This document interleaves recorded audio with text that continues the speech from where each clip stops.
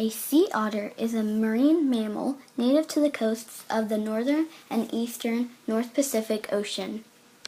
Adult sea otters typically weigh between 14 and 45 kilograms, or 31 and 99 pounds, making them the heaviest members of the weasel family, but among the smallest marine mammals.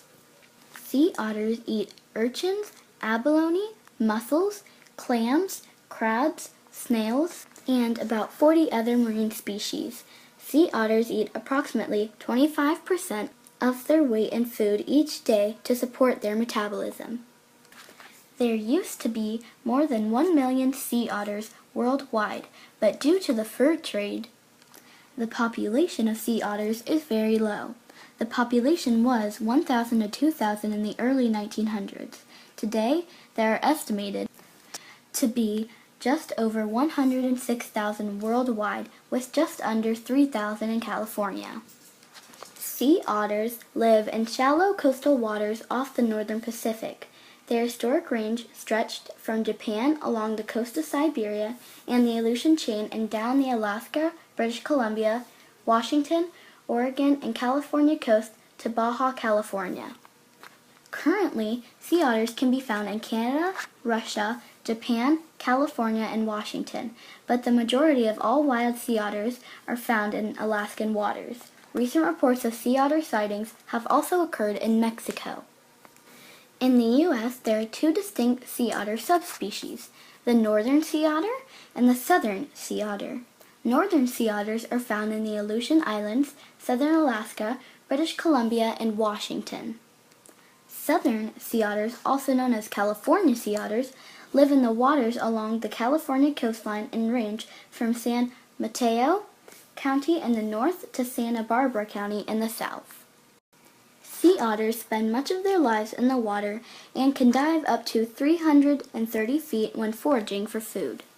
They sometimes rest in coastal kelp forests, often draping the kelp over their bodies to keep from drifting away.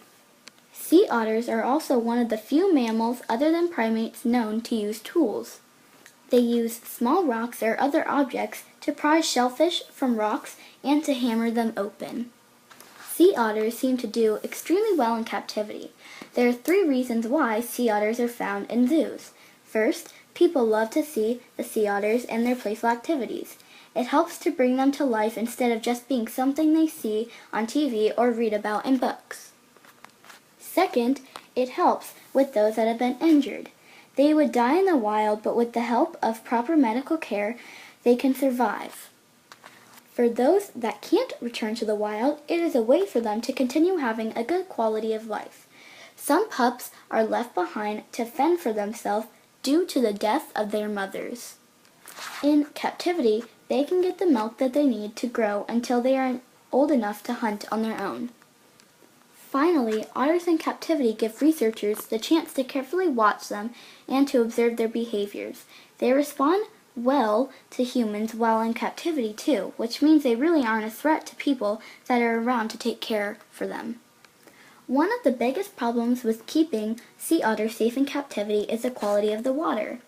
If there is too much bacteria found in it, they will die. It doesn't take long for large numbers of them to be killed off this way.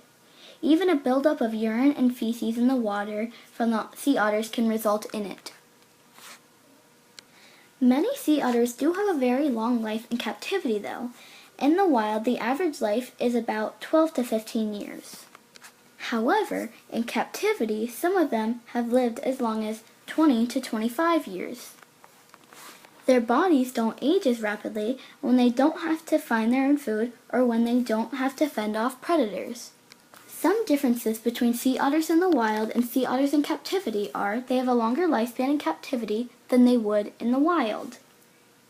In captivity, they do not have any predators, while in the wild, they have predators that they have to fend off.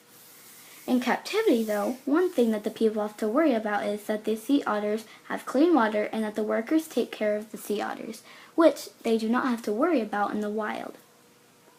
In captivity, otters can be treated for their injuries or their near-death experiences, while in the wild, animals normally aren't treated for their injuries or near-death experiences.